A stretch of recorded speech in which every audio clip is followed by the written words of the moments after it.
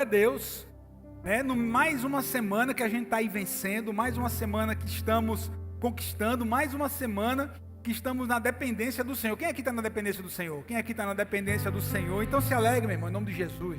Depois de um louvor, de uma adoração dessa, não tem como a gente não ficar alegre. Pastor, você não conhece meu coração, você não sei o que eu estou passando. Eu posso não saber e nem mensurar a sua dor, e nem mensurar a sua tristeza, ou até mesmo a sua alegria, ou o seu ânimo nessa noite. Mas olhe, quando Jesus está presente, e onde Ele está presente, ou seja, onde estão 2 ou 3 reunidos, Ele está presente, aí há amor, aí há alegria, aí há renovo, aí há graça, aí há salvação, aí há reconciliação, aí há um endireitar de caminhos, porque há poder no nome dele. Quem crê nisso? Irmão, essa palavra tem que mexer com você. Há poder no nome de Jesus. Essa palavra tem que mexer com a sua vida. Essa palavra tem que mexer com o seu coração. Você tem que declarar por fé que Deus está agindo em seu favor. Não que a gente mereça, mas porque Ele é bom e Ele é fiel. Você diz amém por isso? Olha, irmãos, olha, de ontem para hoje eu não preguei o olho lá na madrugada. Não consegui dormir porque eu estava com uma palavra no meu coração. Eu estava com algo sendo gerado. E a palavra de hoje que eu quero, passei parte da madrugada e passei parte do dia hoje para trazer essa palavra para você, porque eu fui muito impactado por ela. O tema da palavra é a restituição. Você diz amém por isso? Qual é o tema da palavra, irmãos? A restituição. Quem gosta dessa palavra restituição? Quem gosta? Todo mundo gosta, irmão, não tem como. Não tem como. E o texto que nós vamos ler é o texto clássico, porque existem alguns textos na Bíblia que são clássicos. Falar sobre salvação, João 3,16. Falar sobre o Senhor nos guardar, Salmo 121, né? Falar sobre o homem bom, falar sobre a pessoa que tem a Deus no coração, Salmo 1, né? Falar sobre tantos outros assuntos, a gente tem alguns versículos que são chaves. E o livro do profeta Joel, né? Eu desafio você, se você ainda não leu o livro do profeta Joel, é um livro está no Antigo Testamento, são apenas 3 capítulos. Desafio você ainda hoje a ler o livro do profeta Joel. Pastor, pode ser que eu não entenda, mas o Espírito Santo vai falar com você naquilo que você entender. Eu ouvi uma frase que marcou muito o início do ministério. Eu ouvi uma frase de um pastor mais experiente que ele disse assim: não se preocupe com aquilo que você lê da Bíblia e não entende. Se preocupe com aquilo que você lê, o pouco que você entende, e se preocupe em viver esse pouco que você entendeu. Porque a revelação vai vir com o tempo, o Espírito Santo vai falar com você. O livro do profeta Joel, né, vai falar sobre, no capítulo 2, versículo 25, é o tema que nós vamos ler nessa noite. Diz assim, Joel capítulo 2, versículos 25 e 26, já está aqui na tela, diz assim a palavra: vou compensar vocês pelos anos de colheitas que os gafanhotos destruíram. O gafanhoto migrador, o gafanhoto devastador, o gafanhoto devorador e o gafanhoto cortador. O meu grande exército que enviei contra vocês. Vocês comerão até se saciarem e louvarão o nome do Senhor. Quem diz amém por essa palavra, irmão? Vocês comerão até saciarem e louvarão o nome do Senhor, o seu Deus, que fez maravilhas em favor de vocês. Nunca mais o meu povo será humilhado. Você pode aplaudir a Jesus aí sentado onde você está? Leia esse livro do profeta Joel quando você chegar na sua casa. Vai falar sobre... Olha, o tempo é um tempo muito difícil. O povo tinha se voltado contra Deus mais uma vez. Deus tem mandado aqui um paralelo sobre esses gafanhotos ser o exército assírio, um exército que iria destruir, que estava destruindo tudo, todos os inimigos. Não era somente o gafanhoto, o animal lá, o inseto que a gente conhece, era uma alusão também ao Império Assírio. Mas a grande questão era que um tempo muito difícil estava se aproximando para o povo. Muito difícil estava se aproximando para o povo. E aí o Senhor vai liberar essa palavra. Vale a pena eu e você meditarmos com mais atenção quando chegarmos na nossa casa. O Senhor está dizendo assim: eu vou restituir a vocês os anos consumidos. Glória a Deus. Eu já orei muito sobre esse texto em algumas questões da minha vida. Alguém aqui se identifica? Senhor, restitui Aquilo que o Senhor, aquilo que foi perdido, restitui. Irmão, vê só, eu já orei muito assim também. Eu já ouvi também muitas pessoas orarem com mais fervor do que eu, usando esse texto.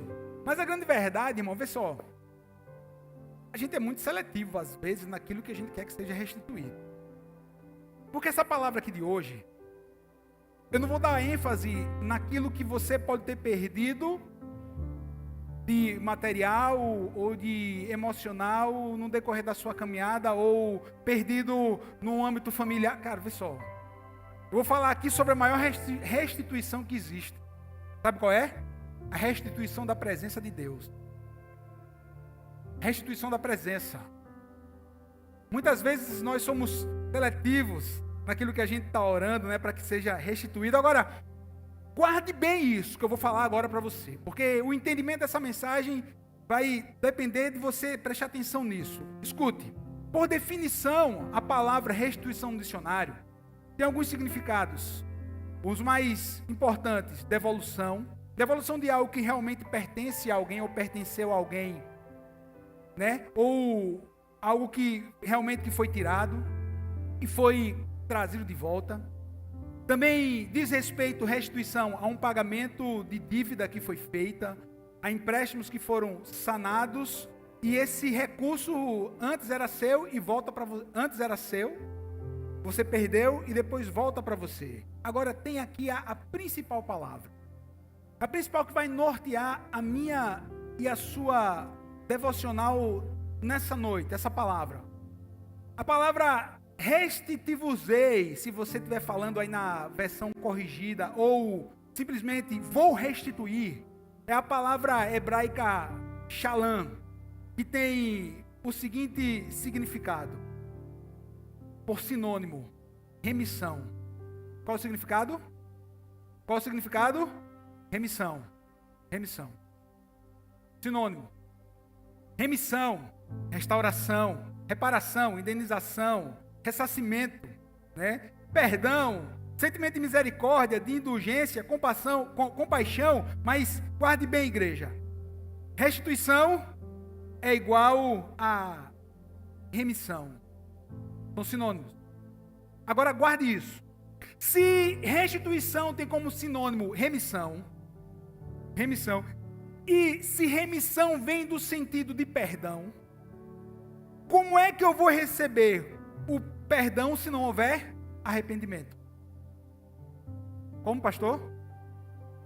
Como eu vou receber uma restituição de Deus se não houver arrependimento? Porque para que eu seja remido dos meus pecados, para que eu seja redimido, eu preciso me arrepender dos meus pecados, das minhas falhas diante de Deus e pedir perdão a Ele. Você entendeu? Entendeu ou não? Pessoal, como é que eu vou receber uma restituição se a Bíblia está ensinando que restituição está ligada à remissão? E para que eu seja remido, eu preciso me arrepender. Então veja, só vai haver restituição se houver um clamor genuíno por arrependimento. Só vai haver remissão se existir um clamor genuíno, sabe por quê, irmão? Por arrependimento. Não existe como uma pessoa receber a restituição se não for através do arrependimento. O contexto aqui, irmãos, não era somente da produção que o povo havia plantado, que precisava colher e que havia perdido ou queria perder.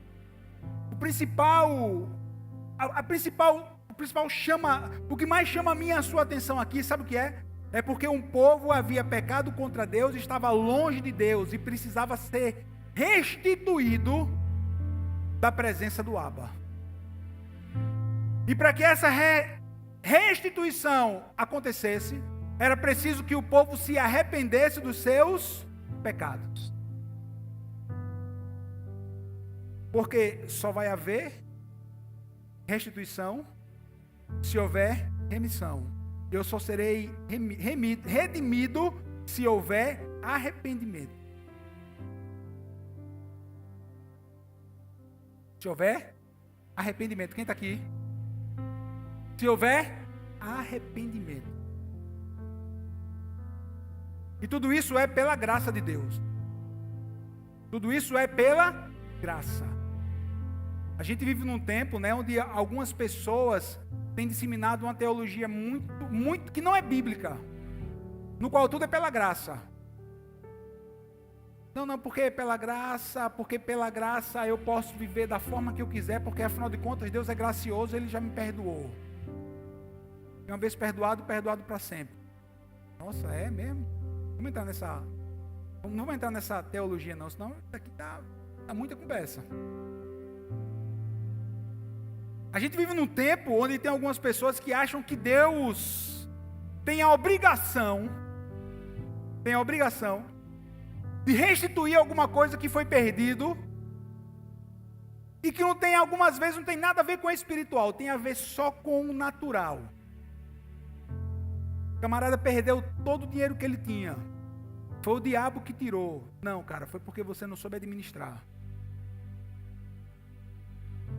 O camarada casou com a esposa, teve filhos, mas de repente ele começou a esquecer de cuidar dos seus filhos, da sua esposa, e depois não sabe porque o casamento entrou num declínio. Foi o diabo. Foi não, foi porque vocês não vigiaram, aí o diabo entrou.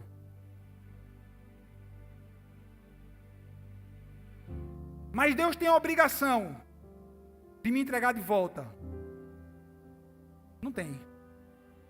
Eu tenho a obrigação de receber a palavra, me arrepender dos meus pecados, vestir o pano de saco atual que chama-se arrependimento, e chegar diante de Deus, pedir perdão, clamar a Ele por misericórdia e graça. Ah não, porque eu tenho direito. Eu estava no Instagram um dia desse, eu não costumo, eu não sigo, mas apareceu lá, o algoritmo mandou uma ilustração do reverendo Augusto Nicodemos. Quem conhece Augusto Nicodemos? Fantástico, cara inteligentíssimo. E ele, dando um testemunho, ele disse assim, ele conta que estava ouvindo a oração de um homem que estava fazendo, e o homem orava assim: Senhor, me entrega aquilo que eu tenho por direito, me entrega aquilo que eu tenho por direito. Aí o Augusto Nicodemo disse: eu fiquei até com medo do chão se abrir e as portas do inferno se abrirem. Porque o que a gente tinha direito, sabe o que era? A perdição eterna. Porque todos pecaram e destituídos estão da glória de Deus. Mas por que é que as portas do inferno não se abrem? É porque nós merecíamos? Não, porque Deus, Ele é misericordioso e gracioso. Aí a salvação é pela graça, não é por merecimento, não é porque é bonitinho, não é porque faz boas obras, não é porque é bonzinho, é pela graça de Deus. Porque tudo aquilo que eu e você, nós pudéssemos fazer para nos salvar, não seríamos capazes de nos salvar. Ia rodando para o inferno. Mas existe um Deus no céu, que esse Deus chama-se Pai de todas as misericórdias. E é por conta dessa misericórdia e dessa graça, que eu e você estamos falando de restituição hoje.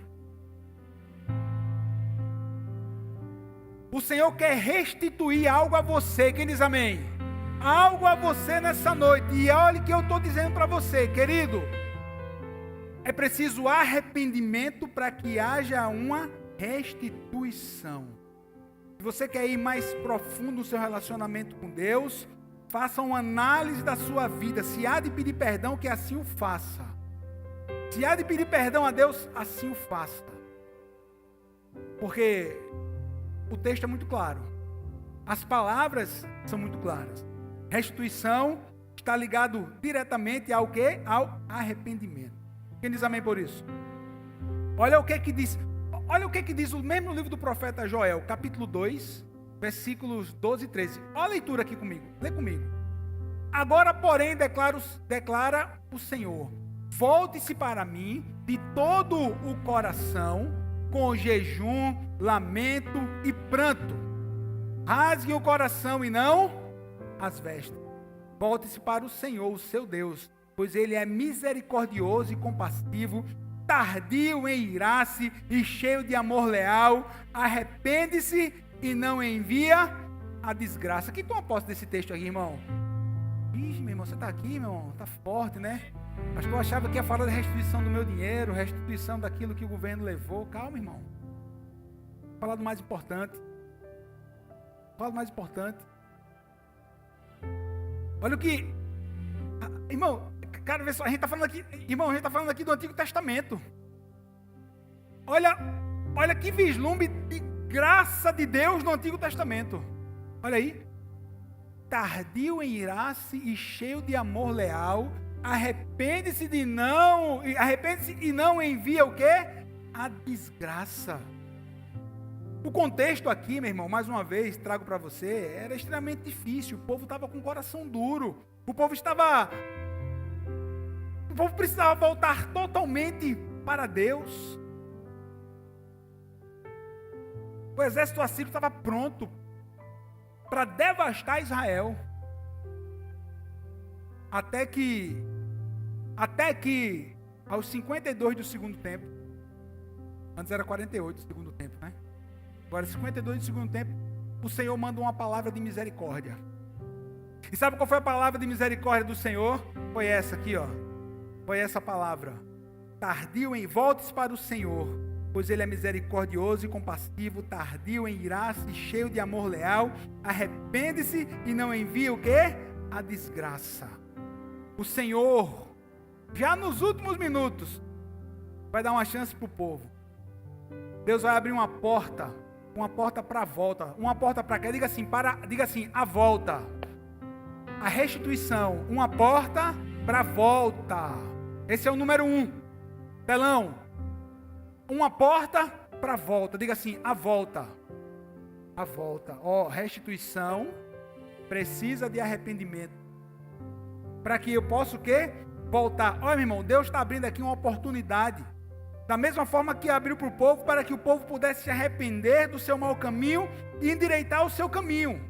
Lembre, não existe restituição sem arrependimento.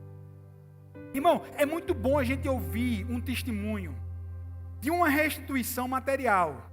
Você já entendeu que eu estou falando sobre a restituição aqui espiritual, da presença de Deus. Quem está entendendo, irmão? Amém.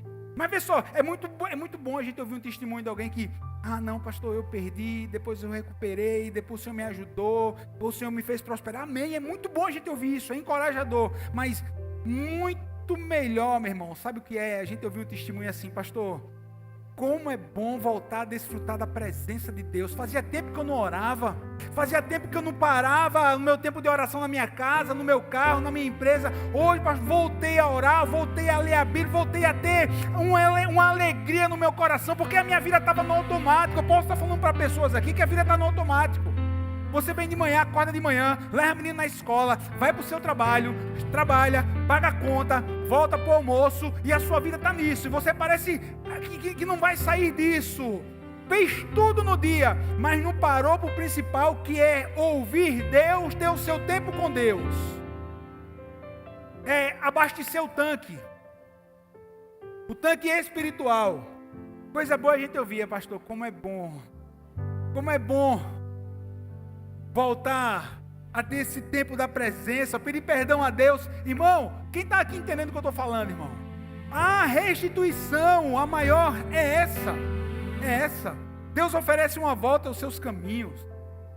Olha como é que começa o versículo 12. Convertei-vos a mim. O povo estava fora do caminho. Convertam a mim. Volte para o caminho que um dia vocês andaram. Vocês voltem para o caminho da minha presença. Vocês não estão fazendo mais aquilo que eu quero que vocês façam. Vocês não fazem mais o que me agrada. Convertei-vos a mim. Irmão, isso é Deus falando no Antigo Testamento. É o tempo da lei, mas tinha graça também. Mas eu aprendi que só era lei. Não, tinha graça também. Tinha lei, mas tinha graça, de uma forma diferente. Quando Jesus vem, meu irmão, aí é a graça superabundante de Deus. Mas aqui Deus está dizendo assim, Deus está dando a chance, volte, convertam o coração a mim. Olha aí, olha, é o Deus que foi ofendido pelo pecado do povo. O Deus ofendido vai dar uma chance ao ofensor.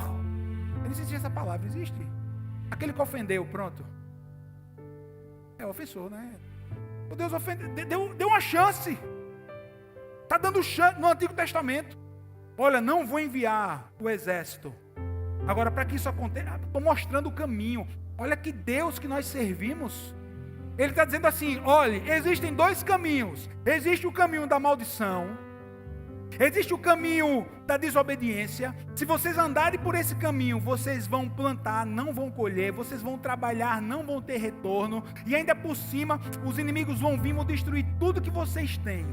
Esse é o caminho da desobediência. Agora tem outro caminho, que é o caminho de vocês seguirem os meus preceitos. De vocês me adorarem. De vocês andarem debaixo do meu concerto, debaixo da minha aliança. Olha, se vocês assim o seguirem, vocês vão ser prósperos. Olha, os filhos de vocês não vão ter doença, vocês vão prosperar, vocês vão multiplicar, vai ter vida abundante, vocês vão viver bem, não vai faltar provisão, não vai faltar providência, eu vou estar com vocês. Ei, escolhe, pois, o caminho da bênção. O Deus que nós servimos, ele disse isso, e o povo ainda escolheu o caminho errado, irmão. E não adianta a gente criticar, porque se nós estivéssemos lá, vou nem dizer.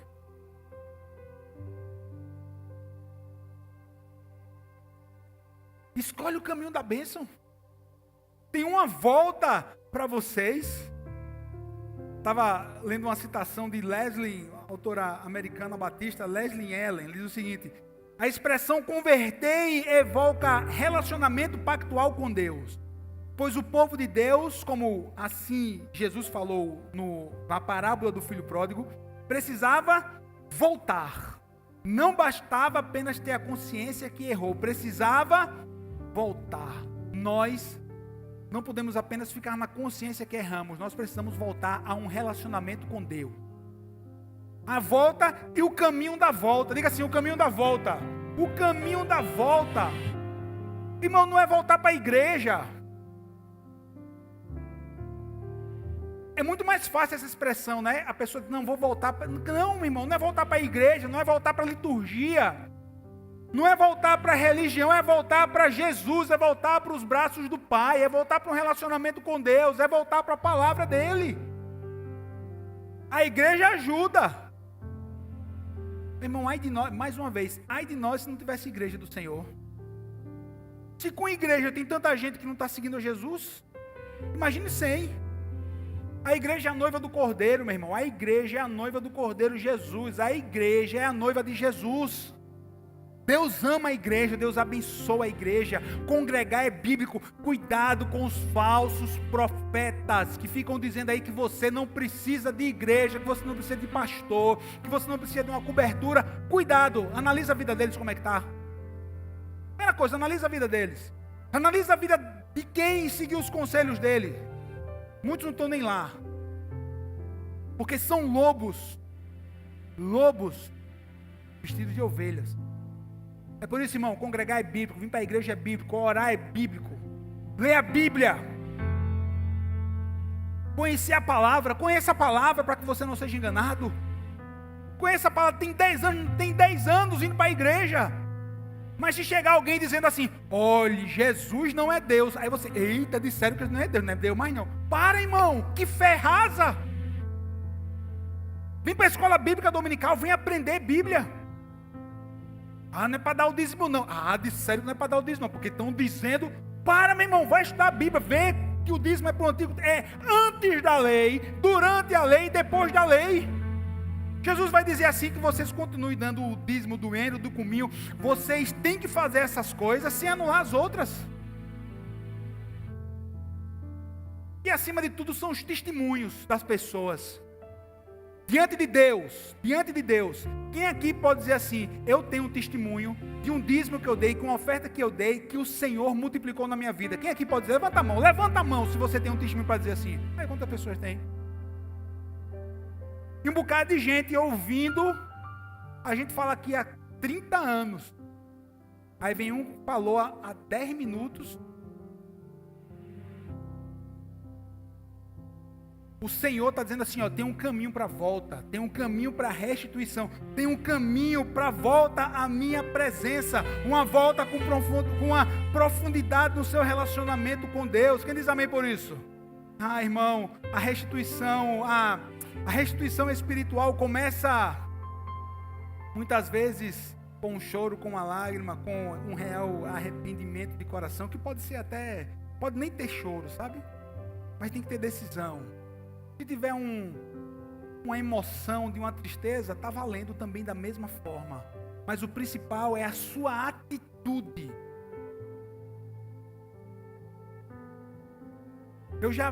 Irmão, é normal a gente ouvir testemunho de pessoas orando, chorando. Senhor, eu perdi tudo. Senhor, eu perdi a minha empresa. Senhor, eu perdi isso, aquilo. Restitui. Essas lágrimas não tocam o coração do Pai. Sabe qual é a lágrima que toca o coração do Pai? É a lágrima do arrependimento. Essa toca o coração do Pai. Senhor, me perdoa. Fiz tanta coisa errada. Tomei tanta decisão errada. Senhor, me perdoa. Eu estou entendendo, Senhor, que o caminho que eu trilhei não era o caminho que o Senhor tinha para mim. Não era aquilo que o Senhor tinha. Me perdoe, porque eu não tive o discernimento de ouvir a Tua voz. Tomei decisões erradas. Agora, Senhor, que todas as decisões da minha vida sejam pautadas de acordo com a Tua vontade, de acordo com a Tua palavra, de acordo com o Teu sim, Pai. Porque tem um caminho para a volta. Tem um caminho para a volta. Lágrimas de sofrimento nossa não vai mover o coração de Deus, não. Agora, lágrimas de arrependimento, sim. Sabe por quê, irmão? Porque Deus... Sabe o que o Senhor quer de mim e de você? Desse coração quebrantado, contrito, sabe o que é? Posicionamento. Deus quer um posicionamento. O que comove a Deus é posicionamento. Joia. Sabe por quê, irmão? Conhece a história de Ana? 1 Samuel capítulo 1. Conhece a história de Ana? Conhece? Subia todos os anos a Siló com Eucana, seu marido. E subia com a Penina. E a Penina e os filhos dela. Não era assim que está na história? Você acha que Ana só chorou aquela vez, foi? Você acha que Ana só chorou aquela vez? Que ela vai encontrar com o sacerdote Eli, que ela está no tabernáculo, tudo que ela está no templo ali do Senhor. E que ela vai dizer, né? Uma mulher angustiada. Meu irmão, todo ano essa mulher chorava. Ela já chorava há anos. Você acha que a vida dela começou a ficar ruim, assim, só no relato que está lá em 1 Samuel? Não, irmão, já era uma vida desde o seu casamento, desde que ela casou com Eucana. Foram anos. Anos. Subiu o tempo chorando. Acontecia alguma coisa? Não, você está aqui, irmão, em nome de Jesus. Acontecia alguma coisa? Agora, quando ela se posicionou, ela disse assim: Senhor, se me deres um filho varão, se o Senhor me der, eu devolvo ele a ti. Ela tomou uma posição. Ela se posicionou diante da dor dela. Ela se posicionou. O que aconteceu? A porta se abriu. O sacerdote disse assim: volte para casa, que o Senhor lhe conceda o desejo do seu coração. Volte para casa. Ela volta em paz. Por quê? Ela se posicionou. Sabe o que Deus quer de você? Uma posição. Peraí. Eu preciso de restituição. A principal é a presença. Como é que está a minha vida? Eu tenho que pedir perdão a Deus? Eu tenho que me arrepender? Eu tenho que deixar uma vida de pecado? Deixe. Converta, volte ao caminho do coração do Pai. Tome a decisão, se posicione. Aí é a restituição do Senhor. Aí é a restituição da presença. Aí é a restituição do propósito. Querido, o que Deus quer de mim e de você hoje é posicionamento. Quem diz amém por isso? Quando Deus restaura o seu povo, quando a igreja se volta para Deus, se acerta com Ele, pode ter certeza que vai haver restauração, meu irmão. Quem diz amém por isso? Ah, meu Deus do céu, esse Deus que nós servimos, Ele é Deus bom, Ele é Deus fiel, aleluia. Ah, meu Deus. restituirei os anos que foram consumidos. Esse é o nosso Deus.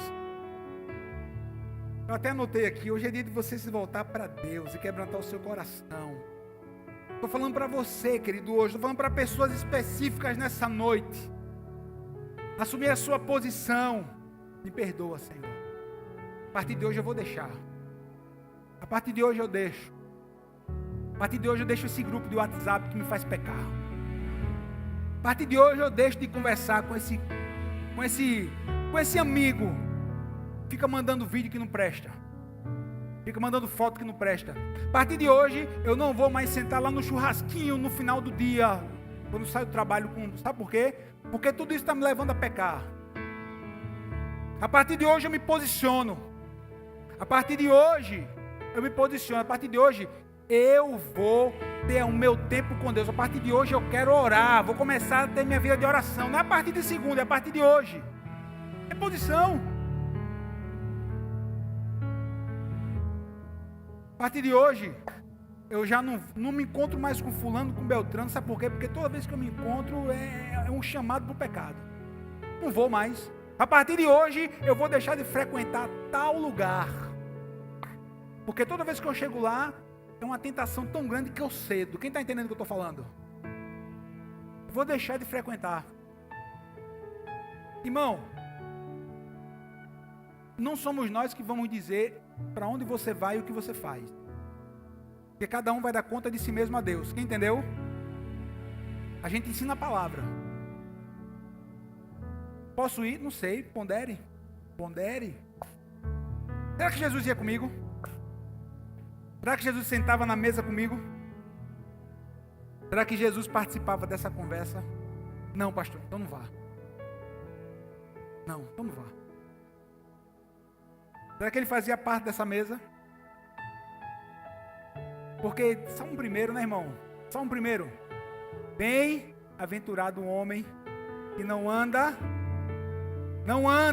segundo o conselho dos ímpios, nem se detém, parou no caminho dos pecadores, nem se assenta nas rodas. Caminhou, parar, assentar.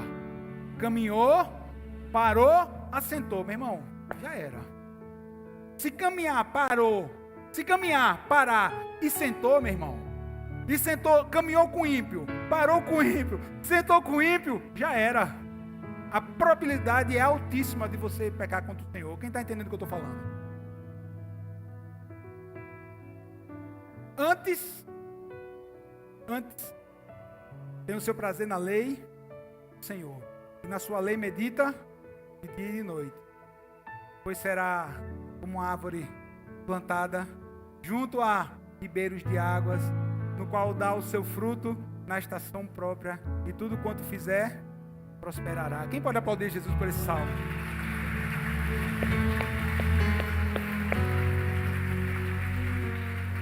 Tem uma frase que eu quero que você guarde. Eu até publiquei ela hoje. A frase diz assim: a maior restituição não é Deus te devolver aquilo que você tinha. É você colocar de volta, é você se colocar de volta no caminho que Deus tem para você. E você desfrutar do propósito dele e principalmente da sua presença. Hoje de madrugada, essa mensagem nasceu a partir daí, dessa frase. Não, meu irmão, é presença, é mais precioso. Ah não, pastor, o dinheiro do imposto de dinheiro é bom. Vai restituir, amém. Ah, o precatório, amém. Mas, escute. Isso daqui é semelhante à palha, a Bíblia vai dizer. Ele vai passar. Agora, a presença de Deus, o caminho do Senhor, caminhar com Jesus, caminhar debaixo da bênção, meu Deus, isso daqui é a principal restituição na vida de uma pessoa. A restituição é devolver a você para o propósito que Deus criou você, aleluia. A restituição não é um produto do mérito humano, mas uma compaixão. Compaixão do Deus Todo-Poderoso. Tem uma passagem, agora para a gente começar a fechar, porque também existe a restituição daquilo que era nosso e por direito e foi tirado. O pastor está começando a aliviar um pouco, né, a palavra. Segundo livro de Reis, capítulo 4, versículo de 8 a 32, vai contar a história da mulher sunamita. Né? Quando Eliseu passava naquela cidade de Sunem, e uma mulher próspera, uma mulher rica, ela vê o profeta e ela chama o profeta para tomar um café com ela e o seu marido. E o profeta vai e fica na casa dela. E depois a frequência começou a aumentar, Eliseu começou a frequentar a casa daquela mulher. E de repente a Bíblia nos diz que aquela mulher constrói com seu marido um quarto para o profeta, vai colocar uma cama, vai colocar uma cadeira, vai colocar um lugar de descanso, para que ele pudesse repousar quando ele estivesse ali na cidade, e ficasse na casa. Aquela mulher entendeu algo, meu irmão, algo que aquele homem carregava. Ela queria ouvir Deus através da boca de Eliseu, queria ouvir o profeta de Deus. E aí chega um dia que o profeta diz assim, chama o moço dele, Geazi, diz assim, o que a gente pode fazer? Ela não tem filho. Ele chega e libera uma palavra para ela. Libera uma palavra que ela teria um filho. Aquela mulher toma posse daquela palavra, e resumindo a história, ela gera, ela tem um filho, o filho cresce, de repente o menino já grandinho, o menino tem uma dor para lá, está com o pai. Quando o menino está com dor, só com o pai, automaticamente o que é que o pai faz? Leva para a mãe. Aí. E a mãe resolve, melhor do que a gente. E o menino morre. Aí a mulher vai para o profeta, que eu estou aqui resumindo a história. Vai para o profeta, e aí o homem de Deus vai na casa dela, ora pelo menino. Na verdade, primeiro aquece o corpo do menino, né? Faz algo que Deus mandou ele fazer ali, dá um sopro e o menino volta à vida. E a vida do menino foi restituída. Quem está aqui na história? Restituída. Passa-se um tempo, o rei chega para Geazi e diz assim, Geazi, você é o moço de Eliseu, né? Conta aí as histórias. Conta as histórias do homem de Deus. O rei estava perguntando. E aí, Geazi, rapaz, a última, sabe o que foi? Foi um menino que morreu, ele foi lá e o menino ressuscitou. E o rei disse assim, foi mesmo, Geazi? Foi. E essa mulher é de Sunem. Só que, vamos passar para o capítulo 6 de 2 Reis. O contexto dessa conversa de Geazi com o rei foi porque houve fome na terra, bom, o povo voltou, inimigos tomaram a casa, povos tomaram a casa daquela mulher, e ela agora estava sem a casa. E ela vai na presença do rei para pedir a casa. Escuta, quando ela está chegando na presença do rei, para que o rei intervisse em favor dela, para que ela tivesse a sua casa restituída de pessoas que haviam invadido a casa dela. Quem está aqui entendendo o que eu estou falando? Naquela hora, Jesus estava contando a história. Naquela hora, aí Jesus diz assim, olha, a mulher que teve um menino que ressuscitou, foi ela, está chegando aí para falar com o senhor, rei. Aí o rei diz assim, você é a mulher? Sou. Você é a mulher que teve um filho que morreu e Eliseu ressuscitou? Sou eu. O que você quer aqui? Então tomaram a minha casa. Tomaram a minha casa. Eu estou precisando que o Senhor intervenha, que o Senhor mande a sua guarda para que eu tenha a minha casa restituída. Olha, escuta. Aquela mulher precisou de algo que fosse restituído na vida dela, sim ou não? Sim ou não? Ela estava em pecado, mas ela perdeu, sim ou não?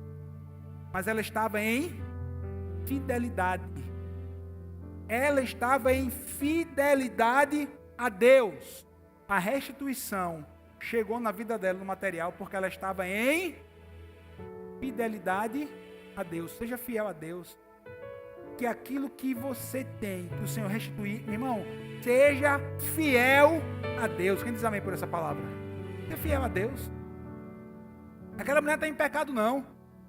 E o Senhor usou o rei E ela teve a casa dela, as posses dela, os bens dela restituídos. Eu trouxe aqui, ó. Mas pastor, o senhor falou do exemplo aqui. Primeiro foi sobre o espiritual, sim. Mas eu também trouxe agora o final, um material. Agora entenda, irmão. Não é por merecimento, é por fidelidade. É por graça. É por graça do Senhor. É pela graça do Senhor. Quem diz amém por isso?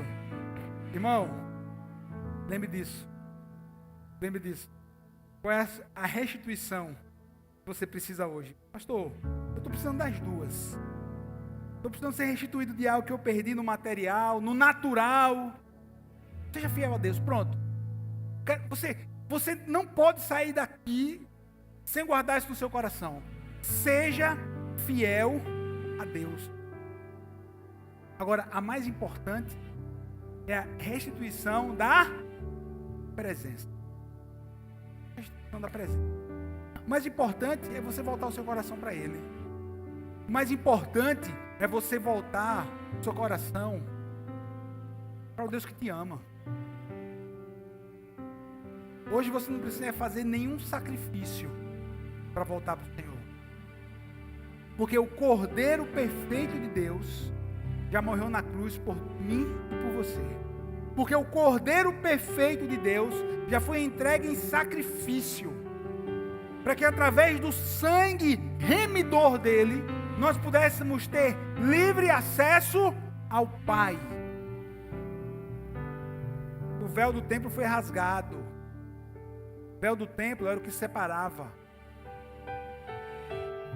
Só podia entrar, lembre disso, só podia entrar no Santo dos Santos, do sumo sacerdote. Só tinha acesso ali àquela sumo sacerdote. Era um sistema religioso. Aí Jesus Cristo veio, meu irmão, entrega na cruz. Entrega na cruz.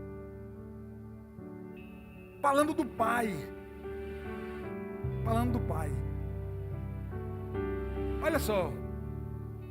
Jesus vai começar. O Sermão do Monte de Jesus não foi o primeiro, mas foi no início do ministério de Jesus.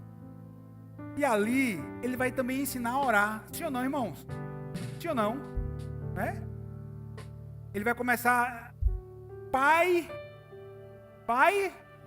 nosso que está no céu. Jesus estava quebrando ali, meu irmão, um sistema religioso no qual todos enxergavam Deus como poderoso universo, como Yahvé, como Adonai, o Criador, como Deus que governa. Sim, Ele é tudo isso. Mas também Jesus estava revelando ali Deus, sabe como? Como Pai. Revelando ali Deus como um Pai amoroso. Quando eu estive lá em Israel, agora nesse ano, com uma curiosidade, o professor disse assim: sabe qual é a primeira palavra que o menininho judeu ele aprende? Sabe qual é? Sabe qual é? Abba. Abba. Abba. Aí ele disse, porque é fácil de falar. Abba. E quer dizer Pai, Painho pra gente do Nordeste, Pai amado, Pai de amor. E Jesus vai se referir a Deus aqui, o Pai nosso, ele está falando Abba. Abba. Abba. Ó, esse Pai aqui, esse Deus está dando chance. E na morte de Jesus, qual foi a última frase que Jesus vai falar? Qual foi a última? Abba, em tuas mãos entrego o meu espírito. Tetelestai. Está o quê? Consumado. Começa com o Pai, termina com o Pai. A sua vida, a sua jornada tem que começar com o Pai. E em nome de Jesus vai terminar com o Pai, porque Ele nos ama, porque Ele é gracioso, porque Ele é misericordioso, e Ele quer transformar a sua vida. Quem crê nessa palavra? Fica de pé, querido, para a gente adorar Jesus. Fica de pé.